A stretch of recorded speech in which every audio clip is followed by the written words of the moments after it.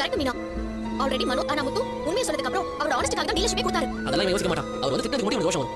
சரி விடுங்கடா, பேசிட்டு இருக்கீங்க. மறுபடியும் பேச வேண்டாம், விட்டுருங்க. மனோஜை ஏமாத்தி பணத்தை எடுத்து போனா அவனை கண்டுபிடிக்கிறது.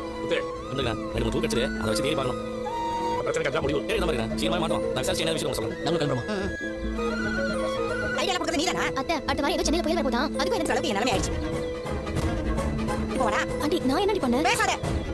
இனிமே ஓ இஷ்டத்துக்கு எதையும் செய்யற வேலை எல்லாம் வச்சுக்காத. எதுவா இருந்தாலும் என்கிட்ட கேட்டல அந்த ஜீவா கிட்ட வாங்க 30 லட்சம் ரூபாய்க்கு கொடுக்குற வழியை பாரு. அதை நீங்க கொடுக்குற வழியை அந்த வேலை காரணமா மாத்திட்டான். மரியாதையே போச்சு. எல்லாம் உன்னால தான். நீங்க ஏமா நினைக்கிறீங்க? நான் உன்னை நம்பற பாரு என்ன சொல்லணும். டேய் நீ என்ன உள்ள போற?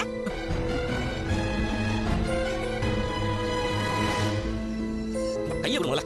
நீங்க வீடு கை வைக்கிறீங்க. எவ்வளவு கை வச்சா பரவாயில்ல.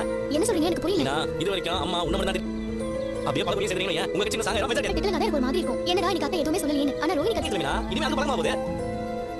திட்டவே முடியாது. ஏன்னா பழக்கம் எல்லாம் உங்க அமைதியா இருக்குல்ல. இப்போ எல்லாத்துக்கும் வெடி வெடி பேசிட்டாங்க. அதான் சொல்றேன். கஷ்டப்படுறது உங்களுக்கு ரொம்ப சந்தோஷமா இருக்கு போல.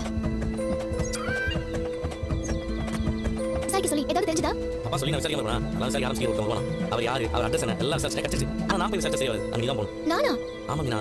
அவங்க கொடுக்க சொன்னா அந்த வீட்டு ஆளுங்களோட பேசி பழக்கமாய்க்க. நீங்க போய் பார்த்து ஒரு சொல்றது வச்சுனா அடுத்து நான் என்ன செய்யறதுன்னு சொல்லி யோசிக்க முடியும். எதுவும் சொல்ல மாட்டாங்கண்ணா. தெரியாத மனுஷன் கிட்ட யார் பேசுவா சொல்லு. அப்புறம் அந்த கதிர் நான் போய் கேட்டு இந்த ஆளு அவன் சொல்றாங்க சொல்லிட்டானா அதனால நான் சொல்றேன். நீங்க என்ன இதெல்லாம் பாரு. அப்புறம் நான் வரேன். சரியா?